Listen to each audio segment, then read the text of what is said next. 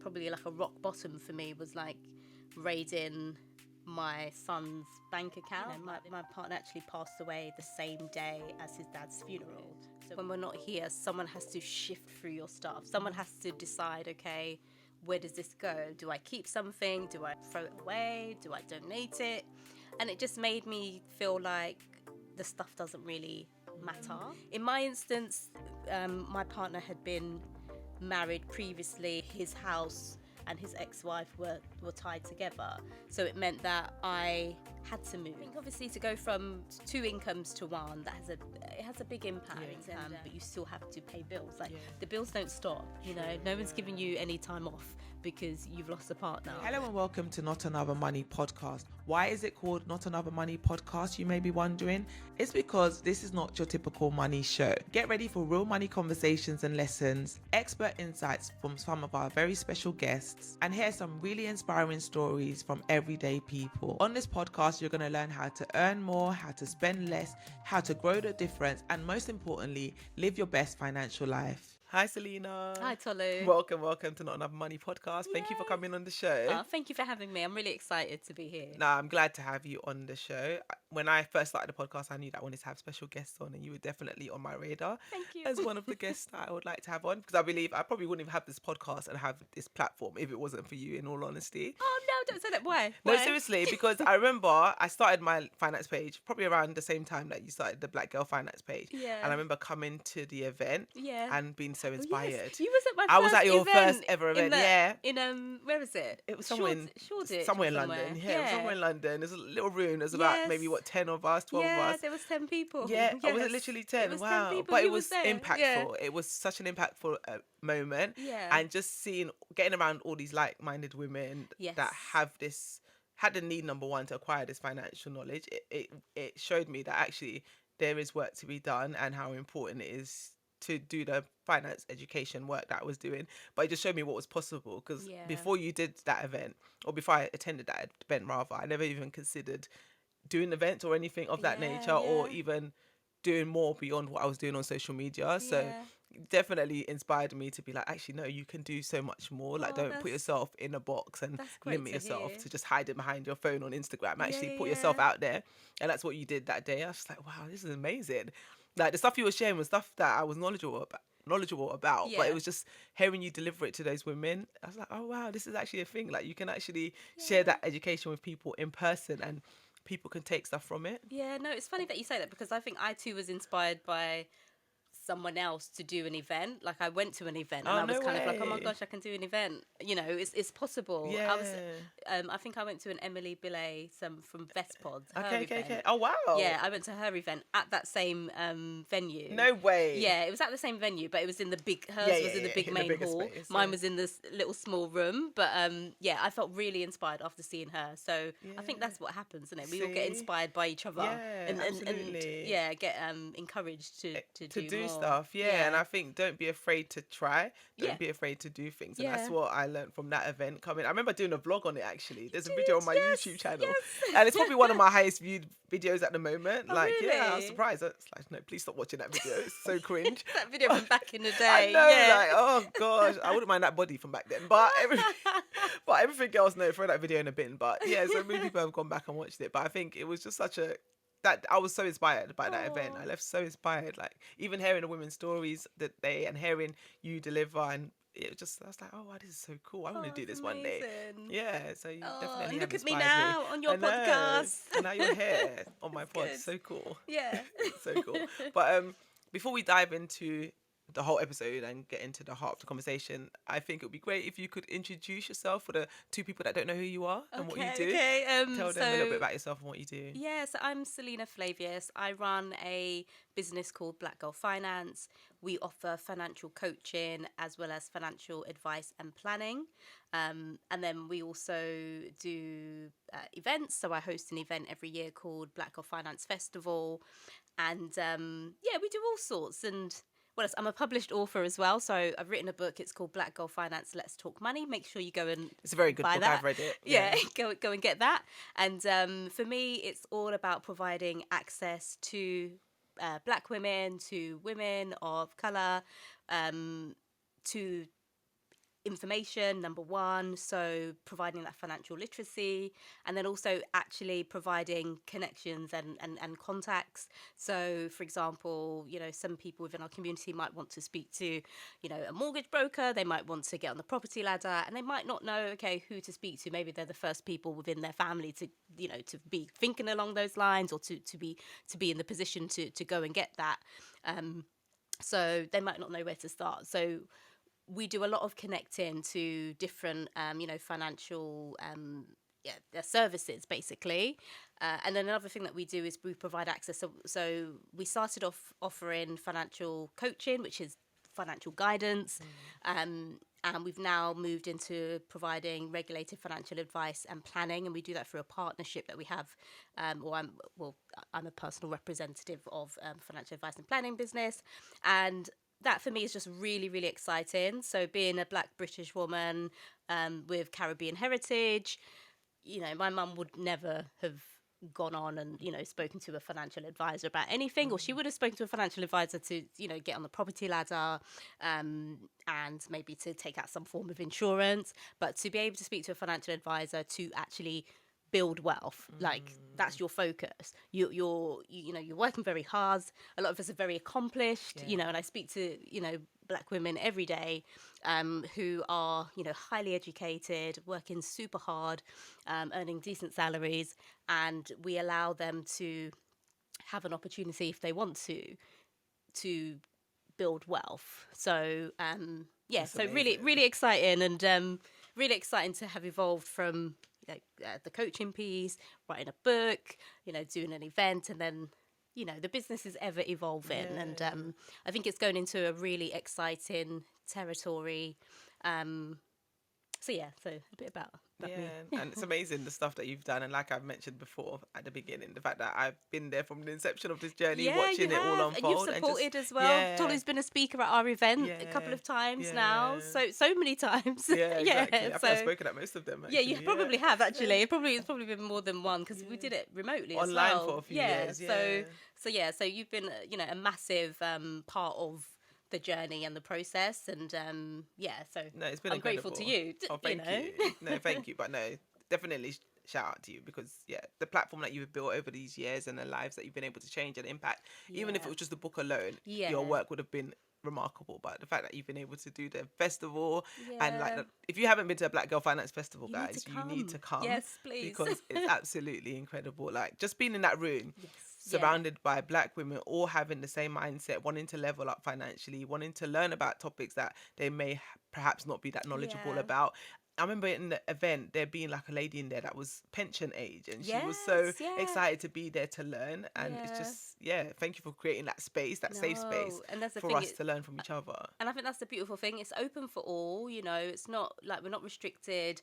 We had, a lot of young people. We had, older women at the event as well, talking about the fact that actually, they weren't taught this thing when they were younger. They wish that they had, and also asking that, how can they still, invest? And, they were given some advice about how to do that, or some guidance about how to do that as well. So it's a really beautiful space to be in. Like, if you are an ambitious, Black woman wanting to tackle your finances, whether that is, pay down debt, build that emergency fund, pay into your pension, build wealth. It's a really, really good space to be able to do that. So, It is, I'm looking forward to next year's one. Yes. It would be good if you could do it biannually, but I get that it's a lot of work. I wanted to at one stage, but it's just the mental capacity. Yes, to be able to imagine. Twice.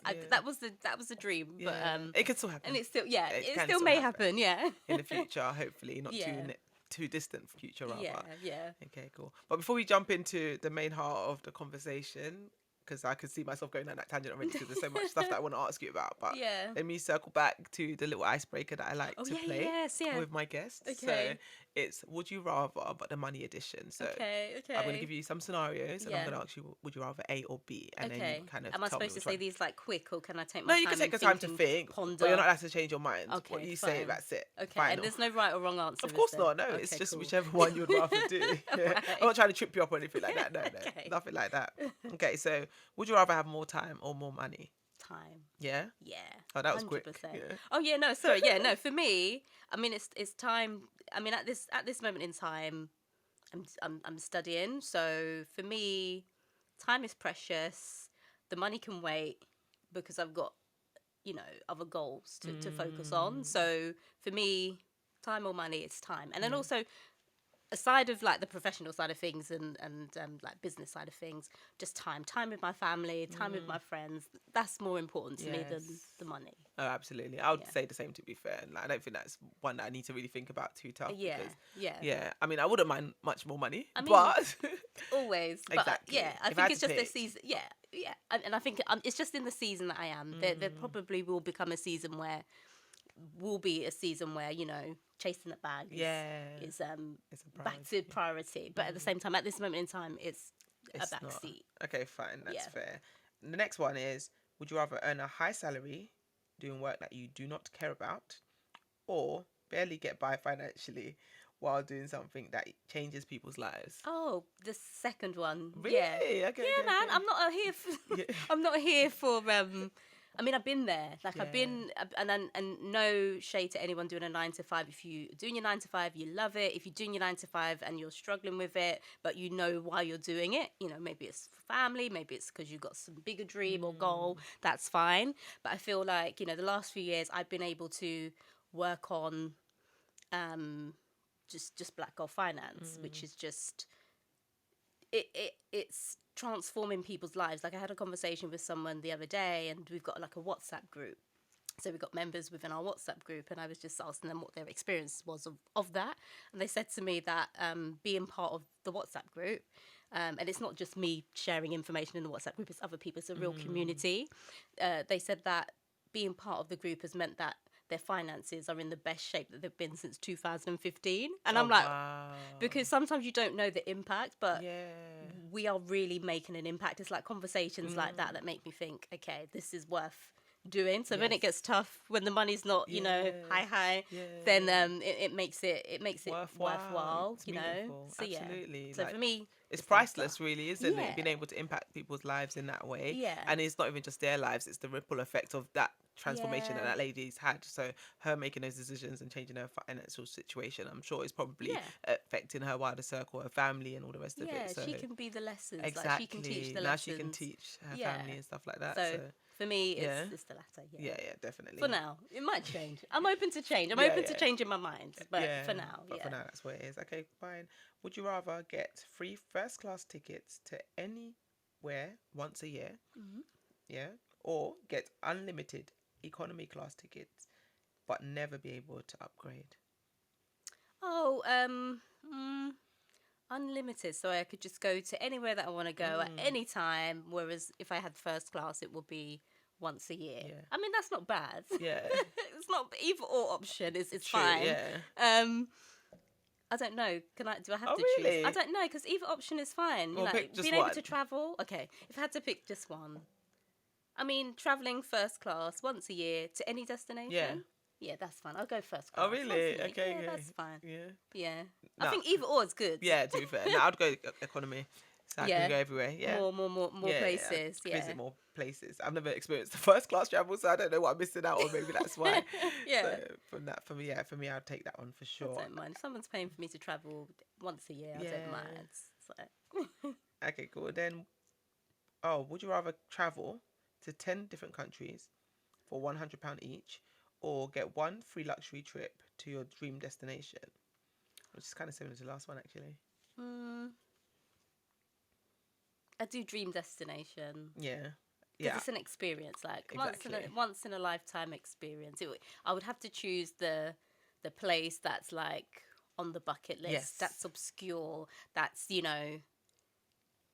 really special, and go for that, because it's an experience. I think I'd go with that too. I definitely would as well. It's once in a life, right? So. Yeah, exactly. So you make it really, you plan that, you would plan that properly. No expense spared. Exactly. And just go for it. Maybe it's for a special occasion. Maybe you don't just go this year, maybe you just save it for a special occasion for I would go with that too.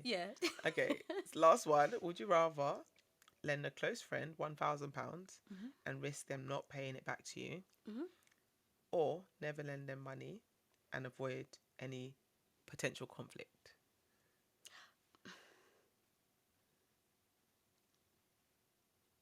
it's a difficult one because I love my friends, I love my family. If I had it, I would lend it, you know, hands down, no questions asked. If you cannot afford to pay it back, that's I'll pretend it's not okay, but it's okay. Yeah. Do you know what I mean?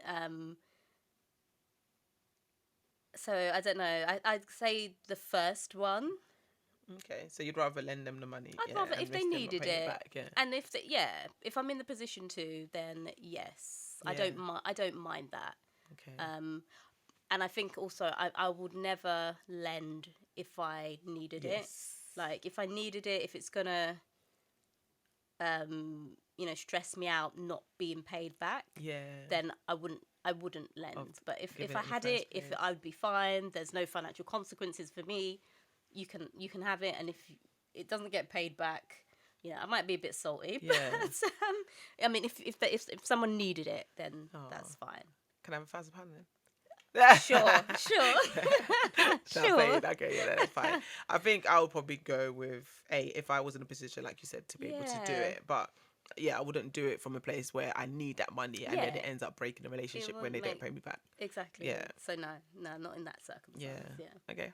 Fine. And then thank you for playing.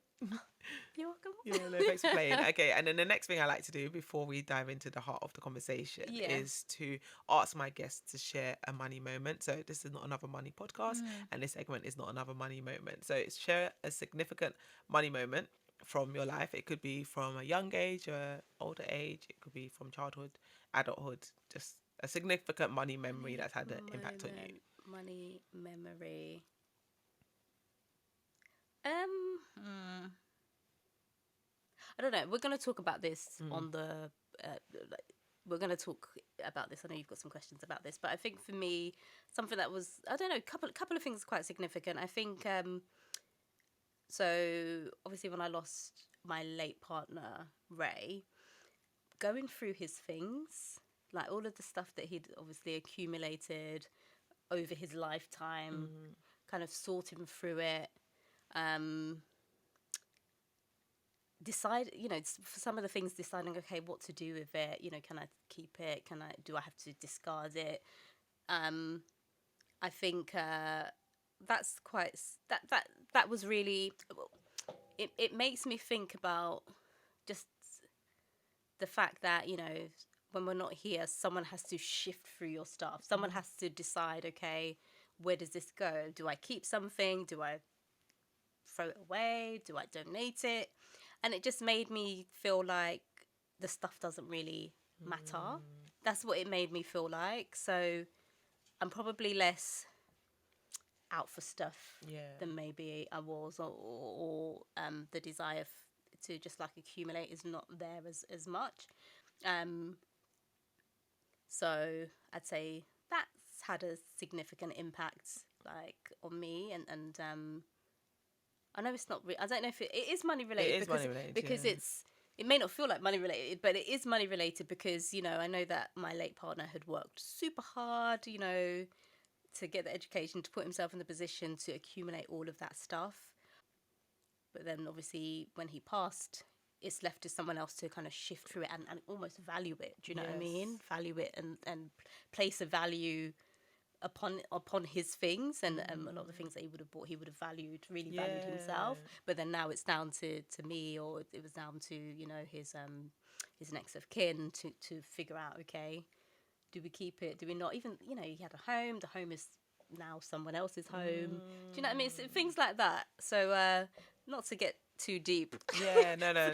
First thing. Yeah, no. But thank episode. you for sharing. Exactly, but it's important. Yeah, it's a significant money moment that has impacted you. Hugely significant. Yeah. Even though you say it's not money related, it is definitely, really because is. it changes your perspective on things, and things that were once so important or that you would put your money towards. Now you might think twice about doing it, because actually, in the end, does it matter? Yeah. It doesn't. And it's someone else. It's now someone else's house.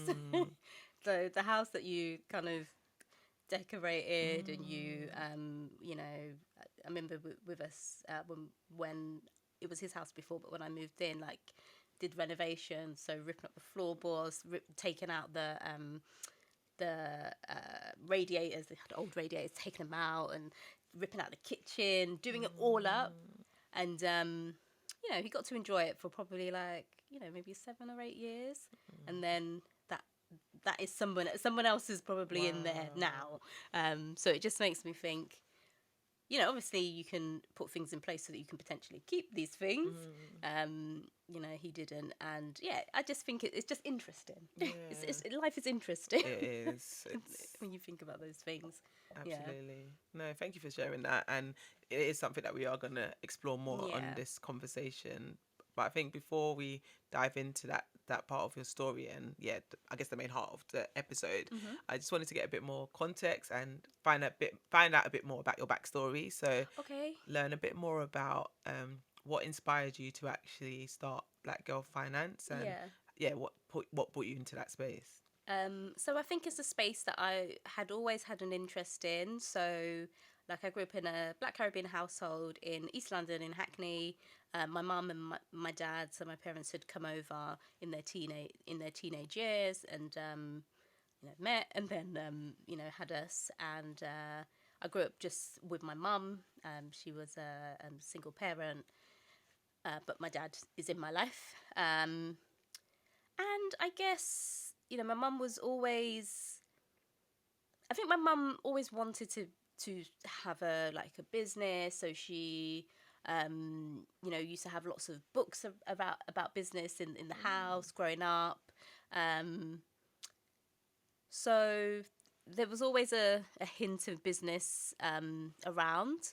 In terms of the financy stuff, I think when I was 16 and deciding what A-levels to do, I went down the science route, but I was toying with doing an economics A-level, and then maybe going on and doing a degree and things like that. But I think I don't know what happened. I got suddenly, when you're young, and it's one minute you're interested in one thing, next minute you're interested in another thing, and it just depends on what happens, what way the wind blows. And I ended up doing the sciences rather than the kind of maths or the economics.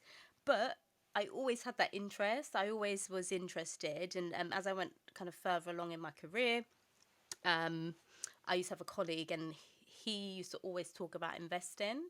So it kind of brought back my interest in that topic, and throughout that period of time, I'd been good with money. Oh, sorry, not been good with money. I'd probably struggled with money for a long time, but had decent job, managed to get on the property ladder, so all looked fine.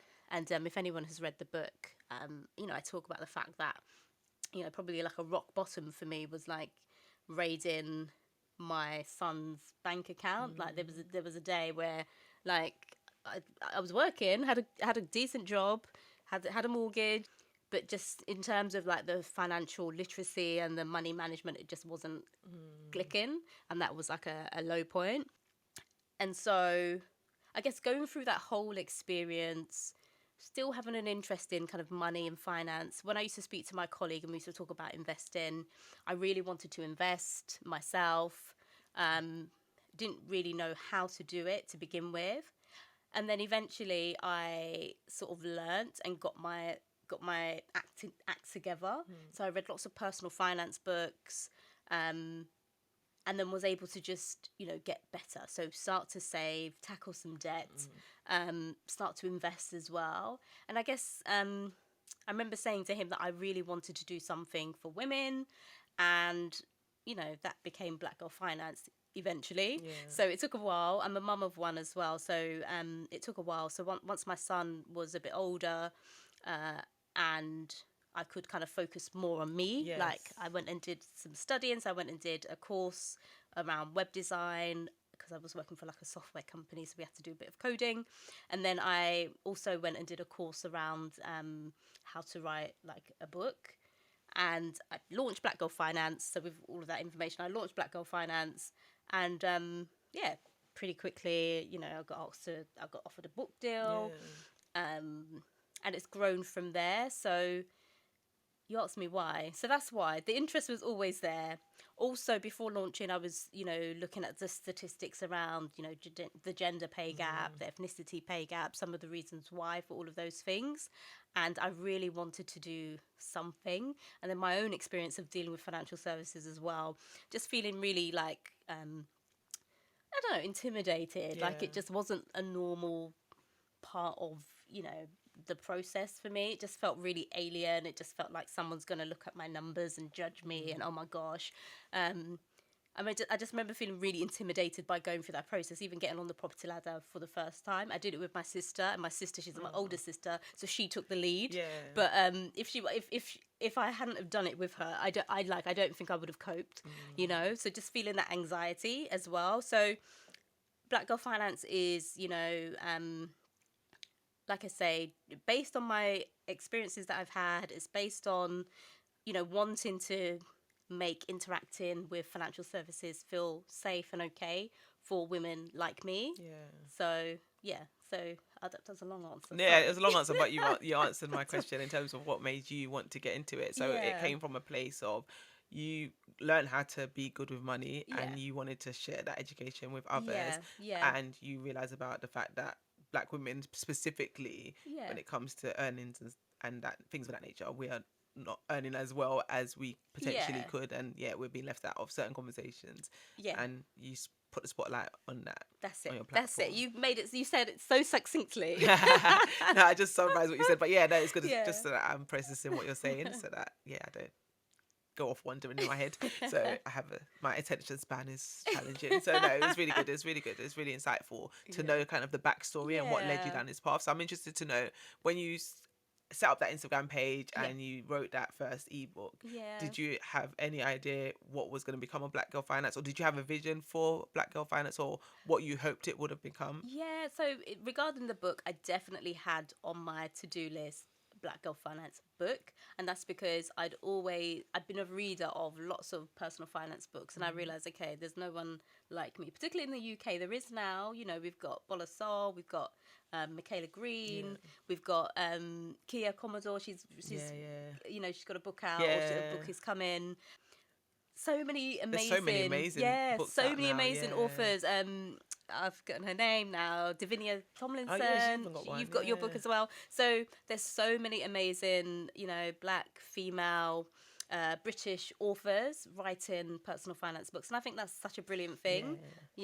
Because there wasn't one. Like, go back 4 years, 2020. No, seriously, there wasn't. No, there actually wasn't, because I've read so many personal finance books over the years as well. And I have know to go to the US if you wanted a Black female. The most you'll find, and I think even that is only a handful if you're lucky to find in the US, let alone in the UK, where there just isn't. And that was kind of part of why I started my YouTube channel at the time, for a similar reason, in that there wasn't many women that looked like me making videos about money online. And whilst I did learn from other people from other countries and other nationalities, it would have been nice to learn from someone like myself. So I just thought, let me be that for others. It's the nuances, it's the differences. Exactly. Like, I did a talk a few days ago at a business, and it's a British business, but there was an American employee, and she was just saying, you know, if you're not from the UK, you know, what can you do? And you know, she would have been in a 401k in the US versus your pension here. You know, there's differences. So you need the UK flavour. You need the UK. No, you do. You need exactly. And then, like you said, the relatability in terms of like our experience in it. There's things that are, I guess different. So that's why platforms like Black Girl Finance are just so important. So if you guys are not following Black Girl Finance, please do, because it is so good. Okay, then. So from Black Girl Finance Festival to the books that we spoke about, to the workshops that we spoke about, the amazing corporates that you've been able to partnership with and do speaking events for, like, you've done a lot over the last few years, and it's been incredible. But what would you say has been some of the most rewarding moments of your journey so far?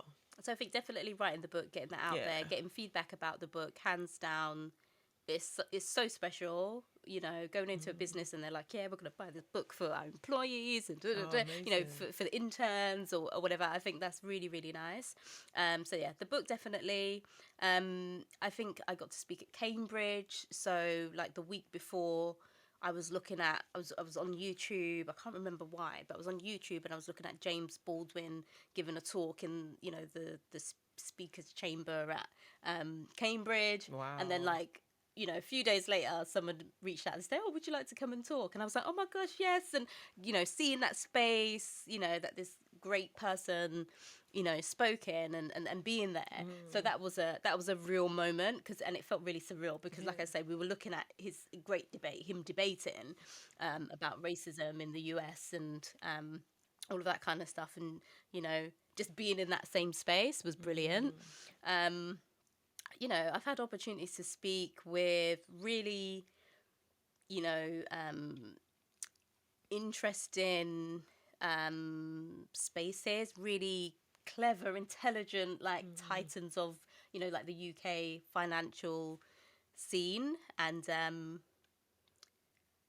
it's been a real honor and a privilege. It's been a real I was at 10 Downing Street the other day as well. No, I forgot about that. Yeah. No, so many big things you've been doing. That's why. No, yeah. But I got invited to 10 Downing Street. So many wild experiences that you like when you start something. You're not thinking, okay, this is. I'm going to be at 10 Downing Street. I'm going to be here. I'm going to be there. I'm going to be. You're not thinking it, but But undoubtedly, if I hadn't have started Black Girl Finance, I wouldn't. I may have the opportunity in a different way. I don't know, but I feel like I wouldn't have had the opportunities that I've had. Yeah, it's interesting. It's very interesting. Okay, so as you've been doing Black Girl Finance over the last few years, we've touched on and discussed some of the amazing and remarkable things that you've been able to achieve with the business and with your platform. And I just want to talk a little bit about an experience that you had in this journey. So I know not long after releasing the Black Girl Finance book, you had a tragic loss, and just as much as you're comfortable with sharing, can you tell us a little bit about your story? Yeah, so I released the book January 2021, and then I think the day before it might have been the same week that the paperback version came out, like a year later. So I lost my partner. So he's my fiancé, or he was my fiancé. We'd been together for 10 years. We had been engaged to be married for about 3 years. We'd postponed the wedding due to COVID. So obviously 2020, there was loads of COVID restrictions, lockdowns. I think we got engaged in like maybe 2019. I can't remember, if I'm honest. Maybe like 2019 or so, or maybe 2019. The first wedding was due to be in like 2020, and then we made a decision. We're Black people. No offense, but we're Black people. We need 20 people, whatever it was, and you can't dance, you can't sing. Is that a wedding? It was like no. So we'd postponed the wedding in 2020. Probably had a new date in 2021. Had a new date in 2021, and again the restrictions were still in place, so decided to postpone again. And then in 2022, like 6 months out from what would have been our final wedding date, the January, my partner passed away extremely unexpectedly. I experienced 2 losses in that his dad had passed a month before. So at the time of his passing, leading up towards him passing away, he'd been dealing with his own dad's funeral, like arranging that. And my partner actually passed away the same day as his dad's funeral. So we buried his dad earlier, and then we went to the wake, so the bit afterwards, in a restaurant that a friend owned.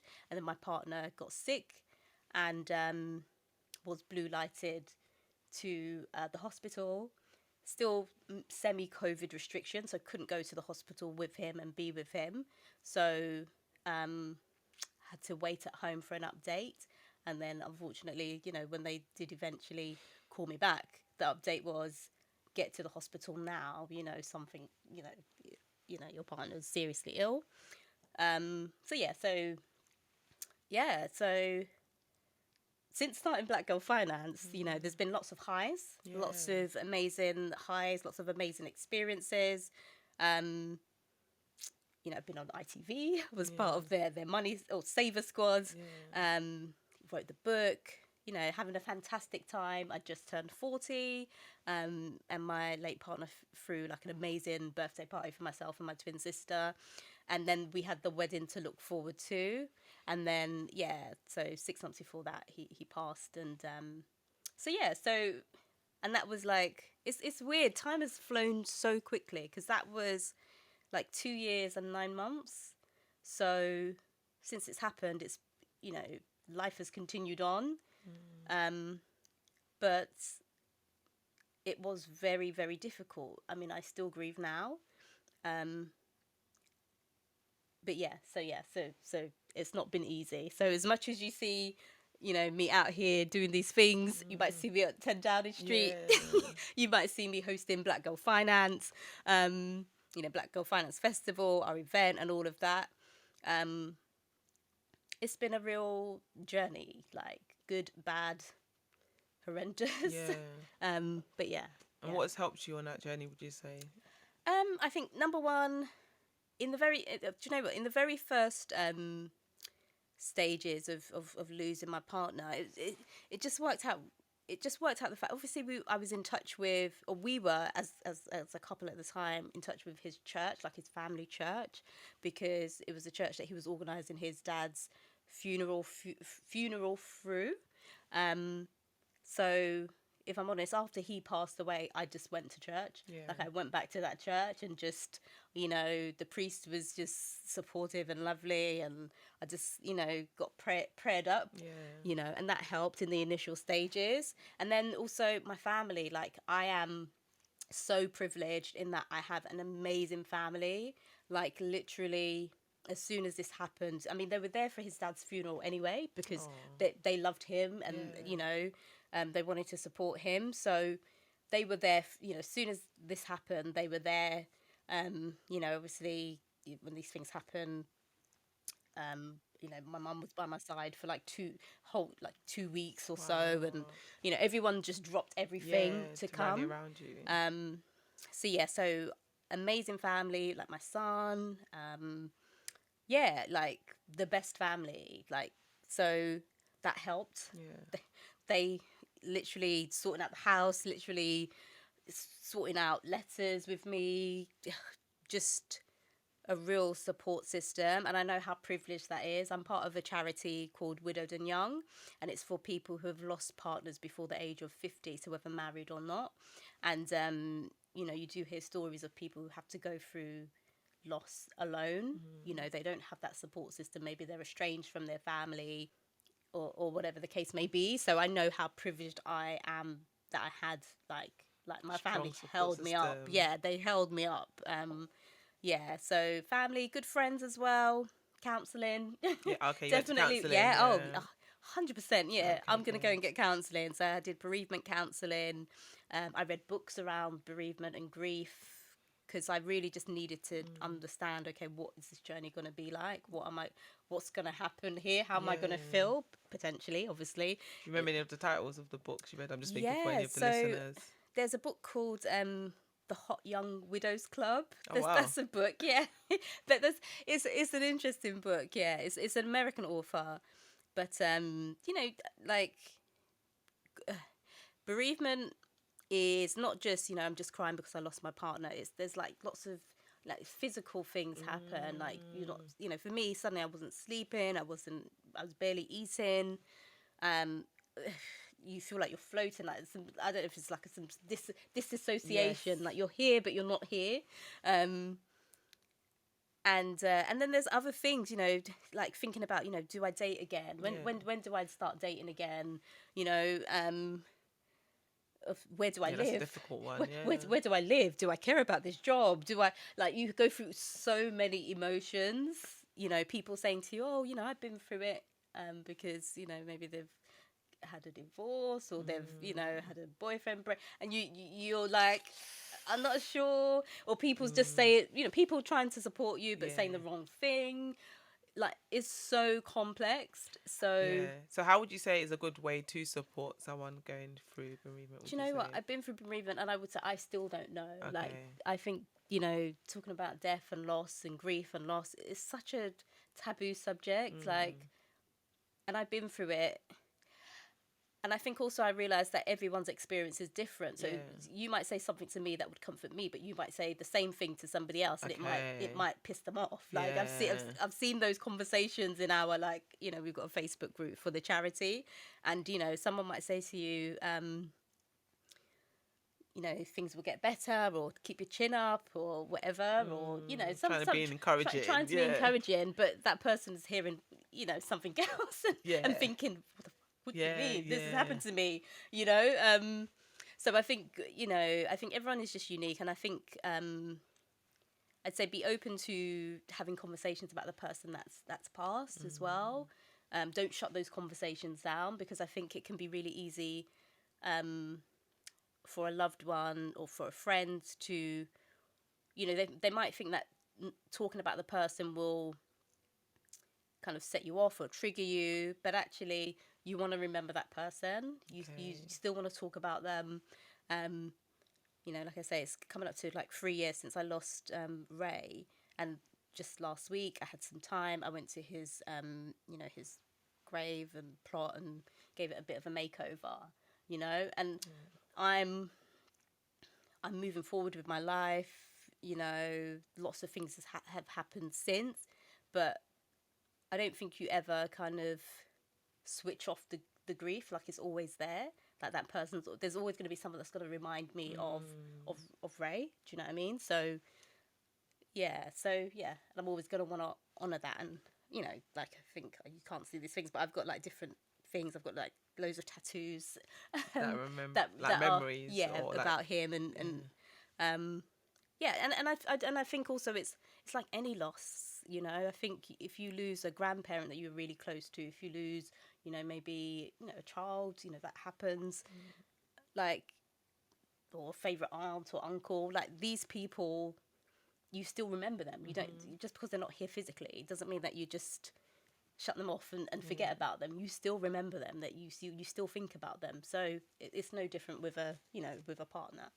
Sorry you went through what you've been through, but thank you for sharing your story, because like you said, these are like taboo topics that people don't like to talk about and address. Even though it happens, we all go through grief at different times in our lives.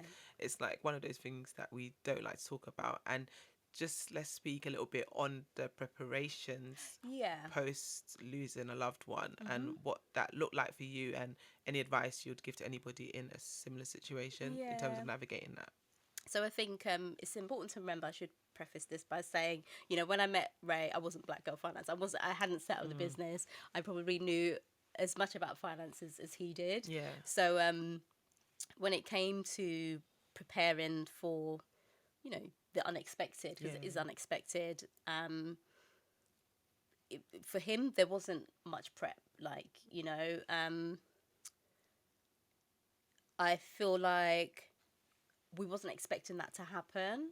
So, and he was a very carefree person. He was a very, like, fun, enjoyed life to the fullest type person. So there was nothing set in stone. So he didn't have a will when he passed. I think he had a small pension. He didn't have any life insurance or anything like that. And also, with my circumstance, being unmarried. So yes, we had the intention to be married. We registered. The wedding venue was set. You know, it made it a lot more complicated. So I would say my hints and tips, you know, if you've got a long-term, and a lot of people are cohabiting these days, that's the norm, rather than getting married. What do they call it? It's common law wife. It's not a thing. That's the thing. It's not a thing. Yeah. So, and I think that's a big misconception. You think that, you know, you are someone's common law husband or wife, and actually in England, it's not really a thing. If you've been with somebody for like 2 years and maybe you were dependent on them, in our instance, we didn't have any children, or if you know, obviously you've got children with somebody, then, you know, if there's no will, what happens is, like, your estate typically goes to, if you don't have a husband, wife, civil partner, then next in line would be the children, I guess. So that is default. It's called dying intestate, something like that. So there's a like a way that your estate is handed down, who it goes handed down to. So typically it would be your partner, then it will be your children, and then I can't remember the line. So if you don't have it set out very clearly, if you're cohabiting, that, you know, in a will, for example, that actually, you know, I want this to go to my partner. I want my partner to live in my house until they pass away, and then it can go to my children. Then there's there may be lots of like squabbling. In my instance, my partner had been married previously, and his house and his ex-wife were tied together, so it meant that I had to move eventually. So yeah, I mean I'm fortunate in that I had my own place, so I'd become an accidental landlord meeting him because, you know, I moved in with him and was renting out my place. Yeah. So I had somewhere to go. But for some people that may not be the case. Yes. So I do think it's really important to create a will. If you know that you have your partner and you want stuff to go to your partner, create your will. If you've got, you know, asset you want to happen, and let your family know as well. Yes. But yeah, create that will so that everyone knows what you want to happen, I would say. It's a difficult one, isn't it, when it comes to will, because people don't like to talk about death or the fact that even though it's going to happen to all of us at one point, it's not something that we'd like to talk about. So how would you, any advice you'd give, I guess, to family members wanting to approach that conversation, whether it's with a spouse or particularly parents, I think are harder ones to broach that topic with? They definitely are. And I think culturally, I think, you know, it's definitely a taboo subject. Like you're bringing it on. Or exactly, you're trying to kill me. Yeah, that. So but I do think, you know, if your parents have worked super hard, some of our parents may have, you know, bought properties, you know, in certain areas, you know, areas that have now, you know, skyrocketed in price. You know, you need to do some estate planning to make sure that, you know, your children aren't, you know,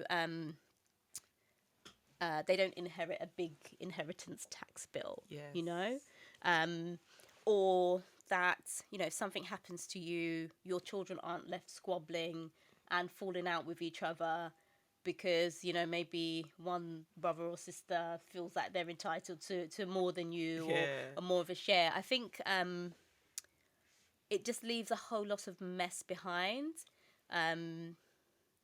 So I think it's really important to sort it out, let everyone know your wishes. I think when we did Black Girl Finance Festival in March, one of our speakers was talking about the fact that, I think she was speaking about caring for her parents. So Rose, from Scottish Widows. She was talking about her experience of caring for her parents. Like, I think her mum had gone into a care home, she? And then her dad may have gone into a care home as well. And she's got her partner, and she's got, you know, stepchildren. And she was just saying how they all sit down together and have, you know, done the estate planning so that everyone knows what's going on, what would happen if the worst was to happen. And I think as long as you're, like, informed, it just makes it so much easier. Yeah. No, definitely. Yeah, and you don't want the state to come in and decide. You don't want, you know, some court that doesn't know you, doesn't know your wishes to decide what happens. You want to make that decision while you can. Absolutely. And you don't want that to be an issue for the family that you've left behind. Like, grieving the loss of that loved one is a lot in itself. Without squabbling over. Exactly. Yeah, and I've had some interesting conversations since losing Ray where people have said, look, you know, this has happened. You know, I've lost a dad, or I've lost a family member, and they've really set out what they want. Like, it's really clear. They made it super, super easy. They told me what to do. They left clear instructions. And those people, they're sad for the loss, but, you know, they're able to be grateful that that person was thinking about them so much. Those are nice. They're not nice because obviously there's still loss involved, but nicer conversations to have than, you know, I've lost my partner, I've now lost my house, I've now lost, you know, this, that, and the third because Exactly. you know someone swooped in and tried to contest or tried to just you know. So and it's something that could have been avoided just with will. Yeah, Yeah. just setting out clearly. You know, obviously some people can contest a will, but Okay. if the you know you've got the will, it's written. It's like you know. It's something as opposed to having literally nothing in place. Grief, obviously, we know grief can have a big impact on your decision making, especially when it comes to money. Because I think, obviously, I've not been in that position before, but I can only imagine what it's like that mentally you probably aren't in the most strongest place. So maybe things that you ordinarily wouldn't do, you might start doing. So just touch on, I guess, how it did impact you financially. I think obviously to go from you know one income, so it's two incomes to one, that has a big impact, and I think you can't underestimate that. And I'm in a position where I've got the support of family, so I moved in with my sister for a period of time. Not everyone has that option. Some people, you know, they lose a partner, they've got kids, they still need to, you know, you still need to, you know, pay for the childcare, or you still need to be able to go and bring that child to school, or, you know, you still have to pay for things. You don't have the option to just move in with your sister, you know. So and then to lose your partner's income, I was looking at a thread just yesterday about that, people saying how tough it is, you know, to lose a partner, lose their income. Lose their partner, lose their income, but you still have to pay bills. Like the bills don't stop, you know. No one's giving you any time off because you've lost a partner. You know, I gave myself a night after dealing with arranged like a service of a celebration of life for my partner. But after that, went on a very expensive holiday with my son, and that was needed. Like, you know, getting to Michelin-starred restaurants over in the on holiday and doing stuff like that. So that was needed. So that was a moment of just being a little bit more carefree.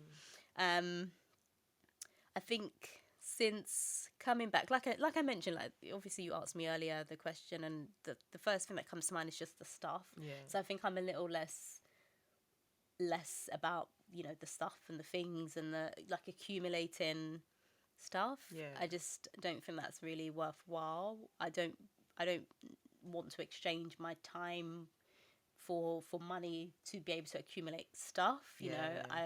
If I'm doing that, I'd much rather have, you know, time with family, or, you know, experiences. So I think that's changed just ever so slight. It's changed for me. It has, actually, it's a big change because I don't really care about the stuff anymore. Yeah, I can imagine, because like you said, we can't take any of it with us at the end. So it's like, I was looking through my partner's stuff, and I was deciding, okay, am I going to give this to a charity? Some of his stuff, should I get, you know? And I gave some of the stuff to charity. It's difficult, and it's difficult making those decisions because these are someone's valuable things. Like, I don't want to just throw them in the bin, but you can't take all of that stuff with you. It might not be possible. So I think the stuff thing. I don't think I'm much different, but I think I definitely don't want to just have stuff. You're not a stuff person. But would you say you wasn't you wasn't a really materialistic person before, but even now even you're more so not materialistic? I'd say even more so. No, not anymore. And I guess a question to ask about building a financial safety net for loved ones. Should the unexpected happen, advice to anyone wanting to do that, or how anyone could get started in terms of building that safety net for the loved ones? So I think there are things that we can have in place. So, for example, you know, making sure, like I said, life insurance is a big thing. A lot of us don't have it. You know, if you've got property, if you've got, you know, family. I remember we used to have a podcast, and I remember on the podcast we had I think her name was, I can't remember her name now. But she was around insurance, and she was saying, you know, life insurance can be used. You know, say like, you know, something happens, you've got kids, and you need to buy a new property because you can't just kind of move your children into an existing property because there's not enough space for them. You know, life insurance can be used to do things like that. So I think definitely life insurance. So if any life insurance, or just making sure you've got down for things like your pension, your like nomination. So who your maybe death benefit, it might be called, goes to. Like a lot of people haven't updated it for a while, if they've updated it at all. So do that. Because these things you know, someone passes, you get, and it makes them okay. Or hopefully softens the financial impact. What else? A will, definitely. Conversations. What do you want to happen? Who gets what goes where? What else? I think, you know, just the wider financial, you know, financial well-being or financial resilience things. So, you know, having that emergency fund in place, income protection. So, like, obviously we've spoken about loss and bereavement, but what if you are working, you're the sole breadwinner, and you fall ill, you know, and you can't work?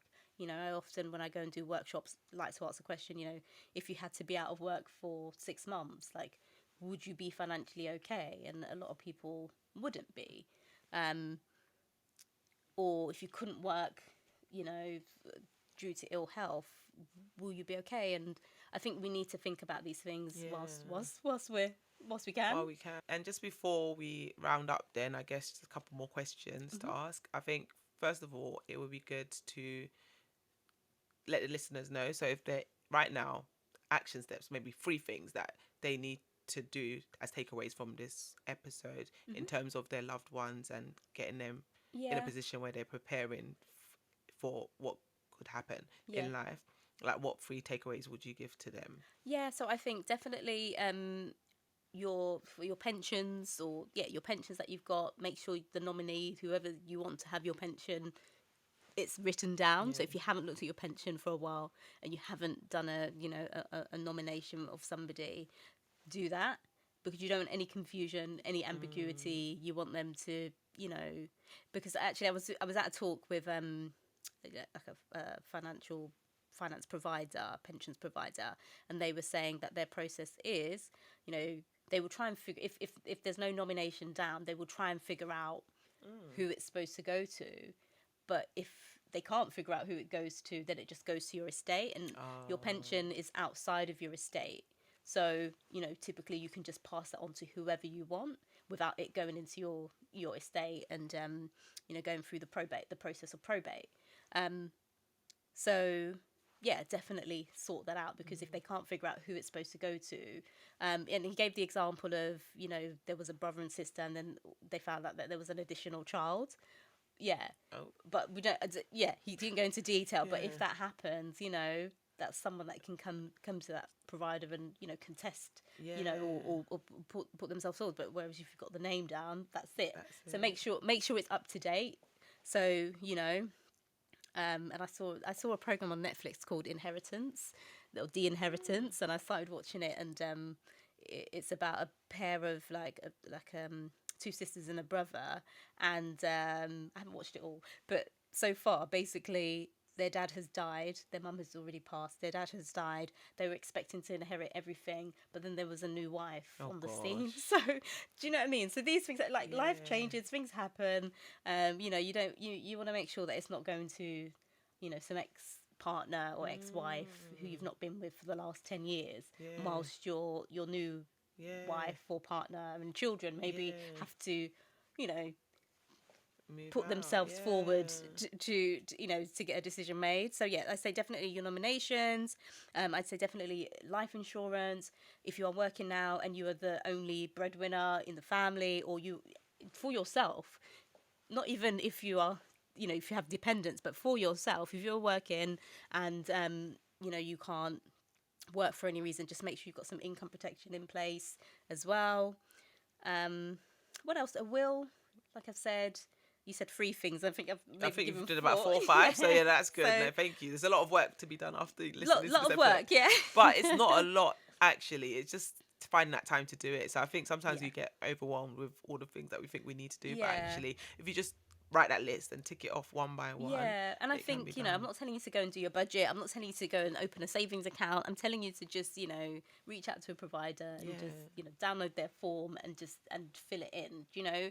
And the benefit of doing these things, having these things in place, I think, you know, you set these things up hoping that you know you won't have to use them. So if your life insurances, or well, not life insurance, obviously you're going to use it, but like things like income protection, you set these things up hoping that you're not going to need to use it, but you just never know. You know, if you don't have it, it's too late. Like when you need it, it's too. And you don't have it, it's too late. So you need to set it up now.